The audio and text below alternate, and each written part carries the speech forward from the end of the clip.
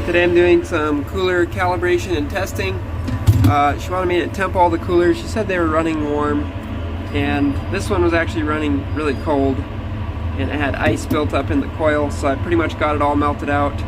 The temperature adjustment here was turned all the way as cold as it would go, 7 on the dial, which I don't really like how these are just like a randomly graduated cylinder, or like randomly graduated numbers, but I think they do that so that you're forced to calibrate it yourself, and then you don't think that the thermostat is bad if it's saying it should be set at 37 and it's actually running like 38 or 39, you know, because it's always going to be a couple degrees off from what the cooler temperature actually is. So we're gonna put this plate back on here that I took off, and then we will test the unit and get it so that it's shutting off at the correct temperature. Okay, so I plugged it in.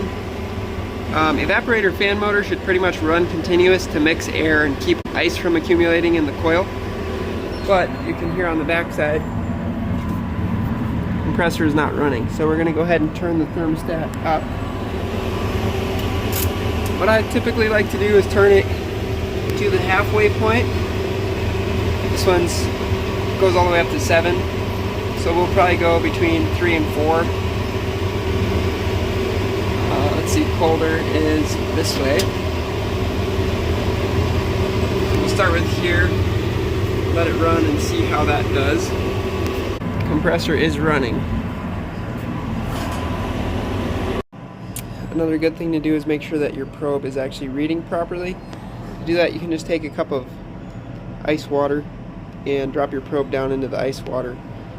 When there's a cup full of ice that's currently melting, so the ice isn't like subcooling it or something, that water should be like right at 32 degrees. So the probe, I don't know if it's against the outside of the, just make sure that it's in the water there. See, we've got 32, so that's good. So this in here we've got just above freezing, or close to freezing, and compressor is currently off. So we'll let it sit here, see what temperature it comes up to before it cycles back on. And make sure there's not really ice built up in the coil. There's not. Maybe a tiny bit of frost. That's good. So this one I had to adjust. You can see where they had it painted. The purple marks, I had to bring it back quite a bit. Get it to the proper range.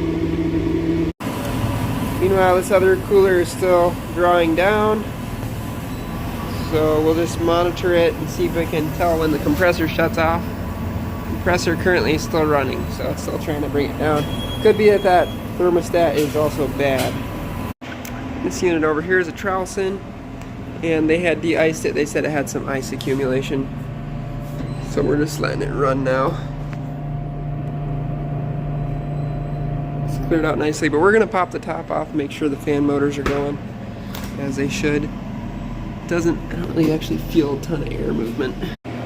Coil's looking good and clean on here. Just gonna pop off this cover. Really love how these Trowelson units are designed. It's just really easy to get at the coil. Just gotta pull out the 4 fasteners. And then sometimes this is kind of hard to pull off. I'd have to get a screwdriver and push it in from the edge here, but it's just a foam lid that comes off. So we actually do have plenty of airflow. I feel kind of dumb now. The fan probably just wasn't running because the door was open. But yeah, everything in here looks good. No ice buildup. So it's a tiny bit of frost perhaps, but no problems there. So we're going to throw the top back on. And this one I think should be good to go. So I got this one, so that is reading in the proper range. So I'm going to call this one good.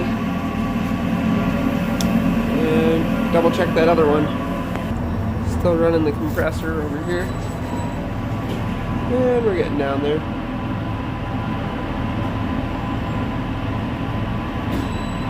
So anyway, got the coolers so that they were coming on and shutting off at the proper temperatures. Just something that's a little tedious, takes some time to actually do, but is very important. Because if you have your thermostat set too low, that coil is going to just freeze up in the first couple days of running, and then the unit is going to have a high box temperature. And if it's set too high, obviously it's never going to drop down to the below 40 degree that you're going for. So a little bit tedious, something you just got to do once in a while. And again, you got to make sure that you're using a thermostat that actually tells the temperature properly, because if it's adjusted a little bit high or a little bit low, then you're going to just adjust everything improperly. So hope you enjoyed. Talk to you later.